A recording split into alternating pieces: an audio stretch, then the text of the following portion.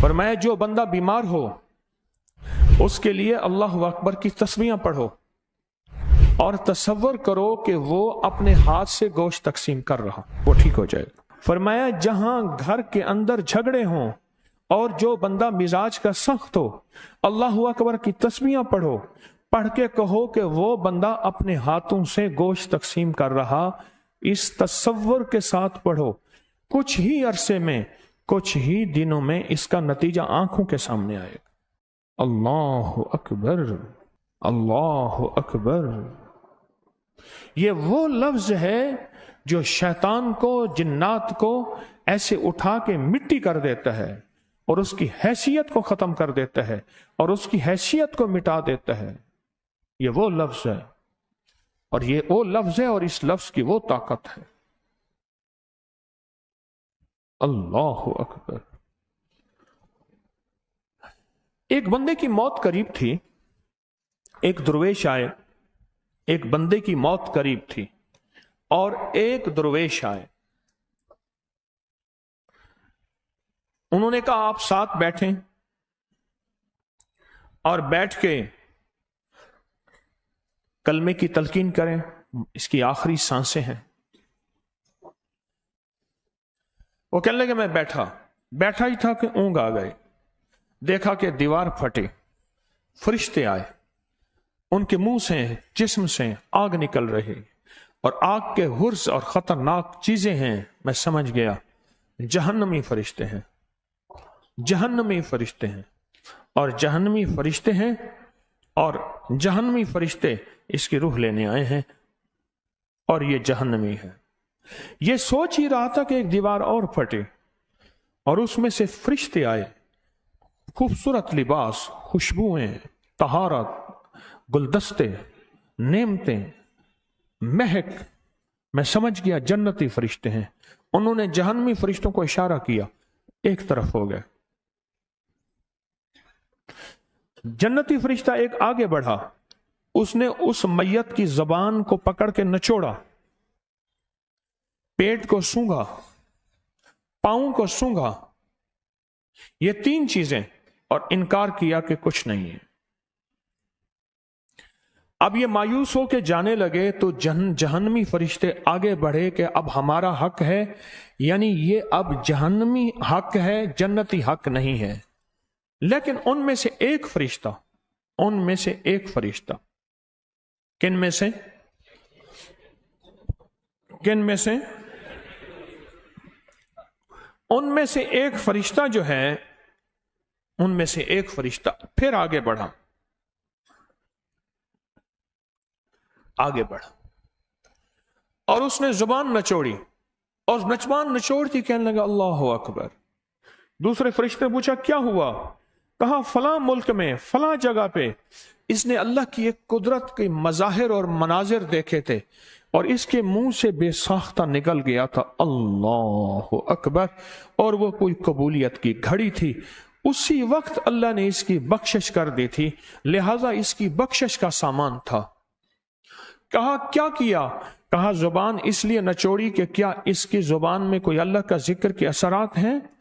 पेट इसलिए सूंघा कि क्या कोई रोजे की बरकत हैं?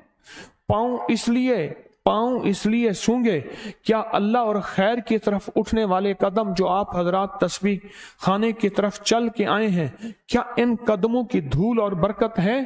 तो कहा कि पहले फरिश्ते ने कहा इसमें से वो तीनों अलामात नहीं थी जो खैर की अलामत होनी चाहिए, वो तीनों अलामात नहीं थी, इसमें वो तीनों अलामात नहीं थी। लेकिन दूसरे फरिश्ते ने कहा जब मैंने इसकी जुबान को नीचे से करके नचोड़ा तो उसकी जुबान से अल्लाहु अकबर की ताकत निकली, जिसकी वजह से इसकी बख्शिश पहले हो चुकी थी। एक अल्लाहु अकबर, एक अल्लाहु अकबर। हम खामोशी से, चुपके से अपनी कितनी बलाएं टलवा रहे हैं। आप सोचें, अल्लाहु अकबर कहा, नमाज के दौरान कहा, मैं नमाज के दौरान की बात कर रहा हूं। आप सीढ़ियां चढ़ते हुए कई दफा अल्लाहु अकबर पढ़ते हैं, وہ علیحدہ ہے، وہ علیحدہ ہے۔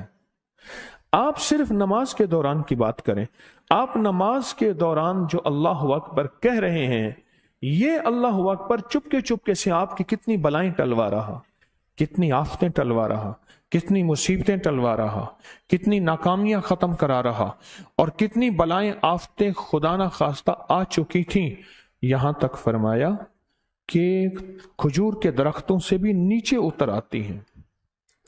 آفات اور بلیات کھجور کے درختوں سے بھی نیچے اتر آتی ہیں، اور کوئی عمل، کوئی نیکی، کوئی دعا، کوئی صدقہ، کوئی اس کی دعا پیچھا کرتی ہے، کوئی نظر اس کا پیچھا کرتی ہے، خیر کی نظر، بری نظر لگتی ہے تو اچھی نظر بھی لگتی ہے، اور یہ بندہ بخشا جاتا ہے، اور اس بندے کی بخشش ہو جاتی ہے، اور اس بندے سے وہ بلا آفت ٹل جاتی ہے، اور اس بندے سے وہ مصیبت تکلیف دور ہو جاتی۔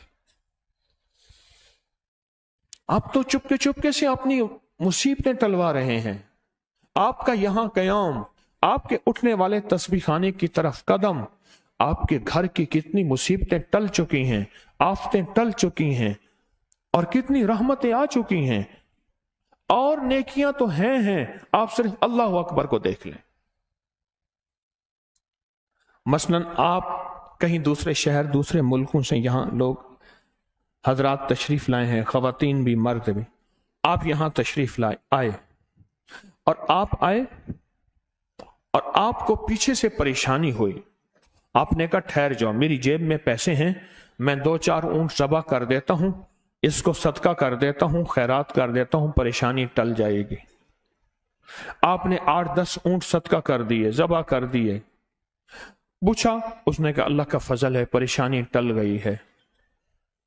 آپ بتائیں کہ آپ گھر میں جو حالات چھوڑ کے آئے ہیں، کوئی قرضے چھوڑ کے آیا، کوئی مرض چھوڑ کے آیا، کوئی ذمہ داریاں چھوڑ کے آیا، کوئی بے اولادی کا غم، کوئی اولاد ہے تو اس کا غم، کوئی رشتوں کا غم، کوئی رزق کا غم، کوئی لڑائی جھگڑے، کوئی صحت کا، کوئی مشکلات کا، کوئی مسائل کا، کوئی الجھنوں کا، کسی کے کیس الجھے ہوئے ہیں، کسی کا رزق الجھا ہوا ہے، کسی کی صحت الجھی ہوئی ہے، کسی کی زندگی الجھی ہوئی ہے۔ یہ سارے کے سارے غم جو ہیں، یہ سارے کے سارے غم آپ چھوڑ کے آئے ہیں۔ اچھا، ادھر چھوڑ کے آپ نے کیا کیا؟ چھوڑ کے یہاں آ کے آپ نے اونٹوں کے صدقے شروع کر دیے، اور سوچیں کہ آپ اس عمل کے ذریعے سے اللہ کے خزانوں سے کتنی بلائیں ٹلوا رہے ہیں، کتنی آفات، کتنی مصیبتیں، کتنی تکلیفیں، کتنی ناکامیاں،